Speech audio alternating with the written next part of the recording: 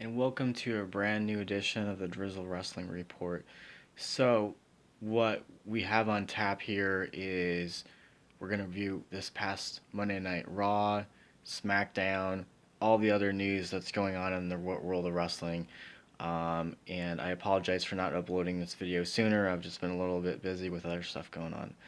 So, what I want to talk about with Monday Night Raw this past week is for this supposed to be a throwaway show, it really wasn't that bad, honestly. I mean, we got a women's tag team title match. Overall, all the matches, honestly, during the show were pretty solid. I have no complaints whatsoever with Monday Night Raw.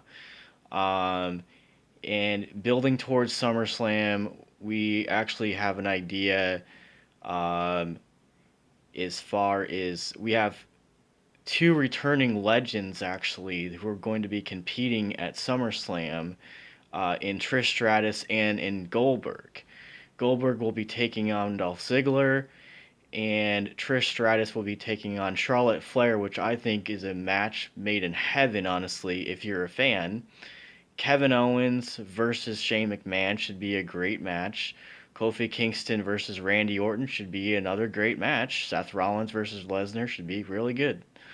I have no complaints going into SummerSlam as far is what's going to be going on. Ricochet versus AJ Styles is always a good competition. Always a good environment for great fan reactions with some of the things those guys pull off. Um, SummerSlam, honestly, I think it's going to be really good. The women's matches, especially Bailey versus Ember Moon, should be a good match.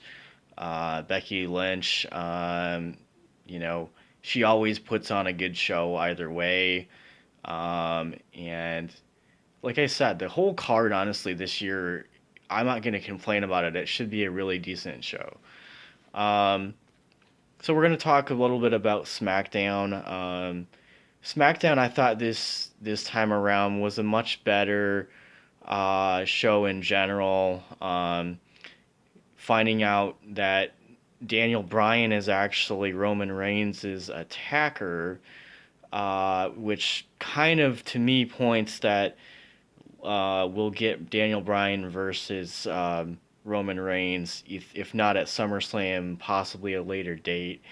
Um, so we'll move on from that. So NXT's been putting on some pretty decent shows lately, and we also the return of Fandango, which is pretty interesting because I kind of wonder what they're going to be doing with Tyler Breeze, anyways, at this point. Um, Overall, yeah, I can't complain. NXT has been okay.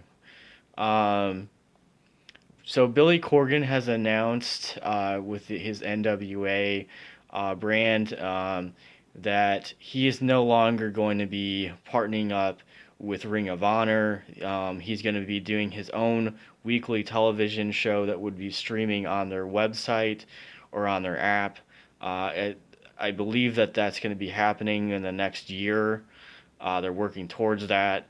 Um, Again, wrestling has some pretty interesting things happening right now. I like Corgan anyways. Corgan was a phenomenal, entertainer, is a musician. He's a smart guy. He understands wrestling. He's really trying to reinvent the NWA. Um, and yeah, I commend him for his hard work. He's doing a great job. Um, so now we're gonna get into Impact. Impact again has been putting on some pretty good shows lately. Um, I really enjoy the stuff that they're doing with Rosemary and Taya Valkyrie, um, and then involving other people in the storyline. I think it's going pretty well, honestly. Um, and this whole Moose thing, I'm not really sure what they're doing with that. I don't know if they're trying to turn him into like the person who's disrespecting the authority, the people who are in charge. I don't know what. Obviously, I think that that's the storyline they're going with. I don't really know. Um, but my concern right now with Impact is not only the contract negotiations that are going on, but the fact that um, their negotiations with Access TV has completely fallen off the planet. So if their TV deal is not renewed with this channel that they're on, basically the only way to be able to watch Impact would be on their website or on the Impact Plus app. They need to really get that going and figure out what's going on with that. Um, Speaking of Impact Plus, I am going to be getting that soon actually because I do want to watch some of the upcoming pay per views. Um, and it's Impact is doing some good things internationally.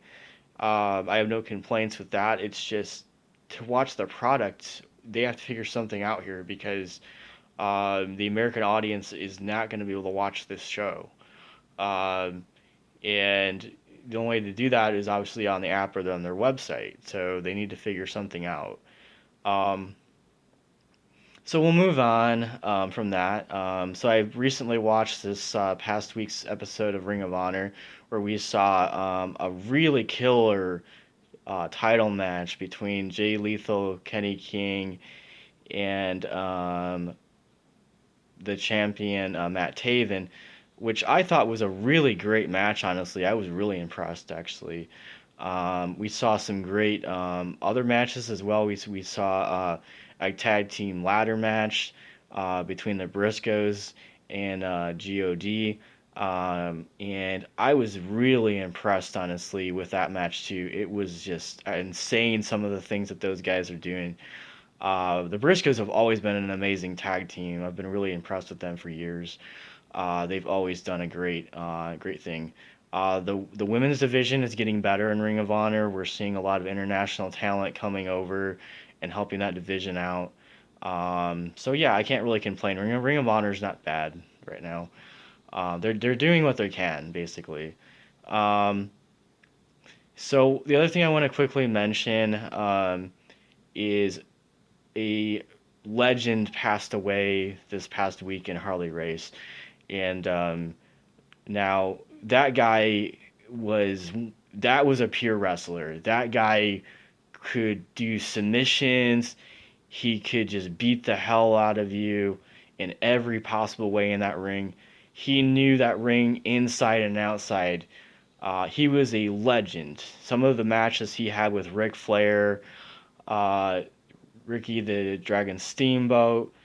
I mean, pretty much every wrestler from the 70s and 80s had some form of match against Harley Race.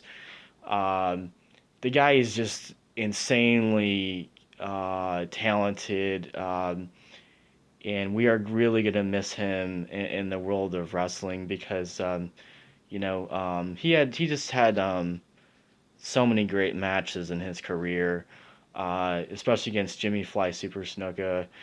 That's going to be a huge loss, honestly. And yeah. So with that, we should pretty well know that I would not be surprised if there's some type of a statue at this upcoming WrestleMania of Harley Race or something like that, like they did with Roddy Piper. Um,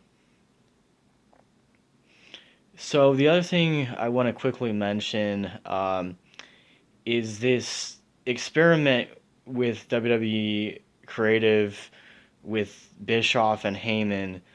Um, I'm hearing different mixed reactions online. Like some people like it, some people don't like it.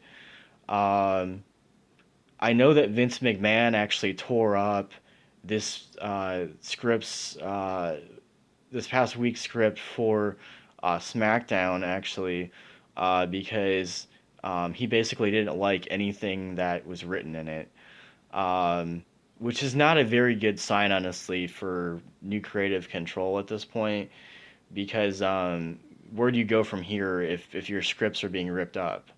Um, so that's where we're at with wrestling right now. I think SummerSlam is going to be one of the best ones, honestly, in the past years. I'm sorry. Um, and I'm actually going to try to fix my Roku membership so I can actually watch it, so I can review it. Um, I'm just wondering if anybody else has had any problems on their Roku with the updates.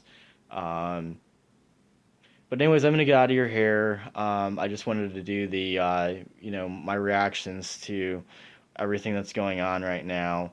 Um, and the Cody Rhodes and CM Punk thing is still continuing.